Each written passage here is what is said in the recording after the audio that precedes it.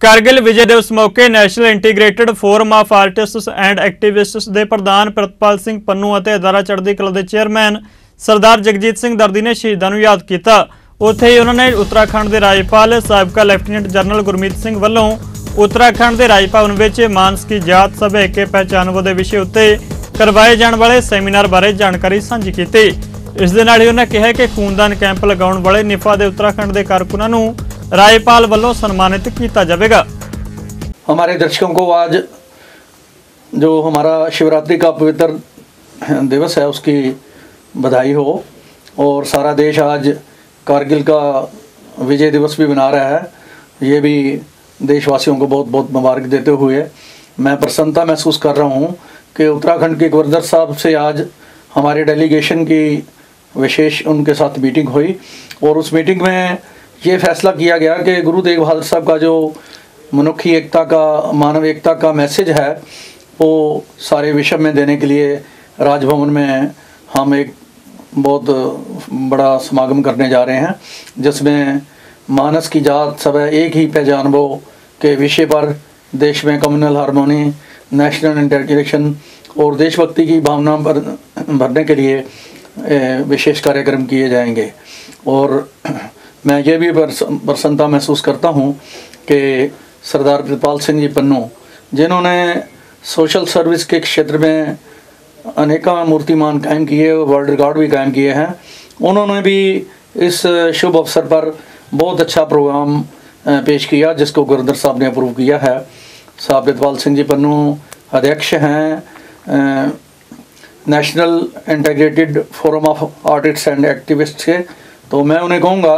कि वो जो सारे कार्यक्रम हो रहे हैं इनके बारे हमारे दर्शकों को जानकारी देने की कृपालता करें। जी, सभी दर्शकों को प्यार भरी सत श्री अकाल, वंदे मातरम। जैसा कि दर्दी साहब ने बताया, आज जहाँ महाशिवरात्रि का पर्व है, पूरा देश जो है वो शिवरात्रि को मना रहा है, वहाँ कारगिल विजय दिवस का गौरवशाली जो है वो भी दिन आज है। और हमें इस बात की खुशी है कि कारगिल विजय दिवस पर आज ऐसी शख्सियत से हमें मिलने का अवसर मिला जो इस भारतीय सेना के डिप्टी चीफ रहे हैं, lieutenant general retired Gurmeet Singh ji, जो अभी राज्यपाल के पद पर सुशोभित हैं उत्तराखंड के। आज उनसे हमने भेंट की और जहां उनसे इस बात को लेकर चर्चा हुई कि इस समय पूरे देश में मानवीय एकता का संदेश दिया जाना बहुत ज़रूरी है। और जैसा दर्दी साहब ने बताया कि मानस की जात सब है एक है पहचान वो, इस विषय को लेकर उत्तराखंड राजभवन में जल्दी ही एक सेमिनार जिसमें सभी धर्मों के जो इंटेलेक्चुअल लोग हैं उनको इनवाइट किया जाएगा। जत्थेदार पटना साहब जो हैं सिंह साहब ज्ञानी रंजीत सिंह जी, वो भी उस सेमिनार में रहेंगे। ये कार्यक्रम किया जाएगा। वहीं मानवीय एकता का एक और प्रतीक है, वो है रक्तदान, क्योंकि रक्तदान जब किया जाता है तब ये नहीं देखा जाता कि मेरा रक्त किस व्यक्ति को जाएगा, किस धर्म के व्यक्ति को जाएगा, और जब रक्त लिया जाता है तब भी ये नहीं देखा जाता कि ये रक्त किस धर्म के व्यक्ति ने दिया है। तो मानवीय एकता को बढ़ावा देने में रक्तदान की बहुत बड़ी भूमिका है। निफा national integrated forum of artist and activist ने 23 मार्च 2021 को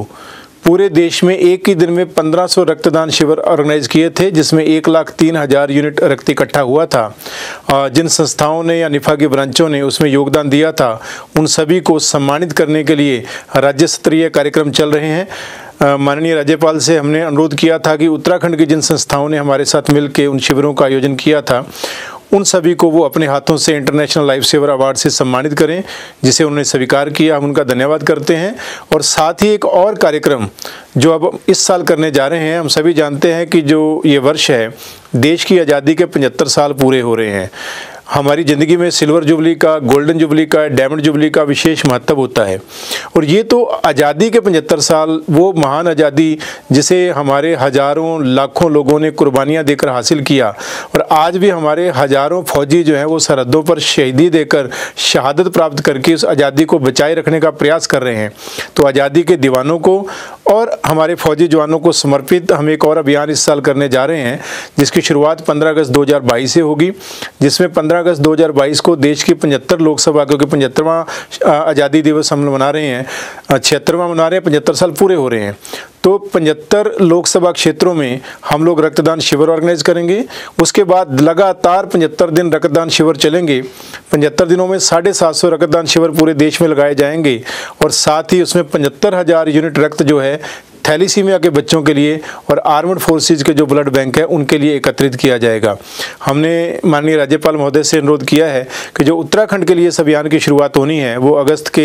दूसरे पखवाड़े के अंदर जो दिन उनको अच्छा लगे वो यहाँ पर करें। उसी दिन जो है रक्तदान, एक मेगा रक्तदान का शिविर जो है वो भी ऑर्गेनाइज हो और इस अभियान की उत्तराखंड में शुरुआत हो, और साथ ही जिन्होंने संवेदना अभियान में सहयोग दिया था उनको जो है अंतर्राष्ट्रीय लाइफ सेवर अवार्ड से सम्मानित किया जाए।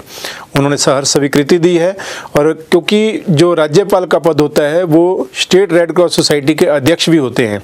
तो स्टेट रेड क्रॉस सोसाइटी के अध्यक्ष होने के नाते भी उत्तराखंड में रक्तदान को बढ़ावा देने में उनकी अहम भूमिका है। हम उनका दिल से धन्यवाद करते हैं और सभी दर्शकों से ये उम्मीद करते हैं कि जब भी इन कार्यक्रमों की तिथि की घोषणा होगी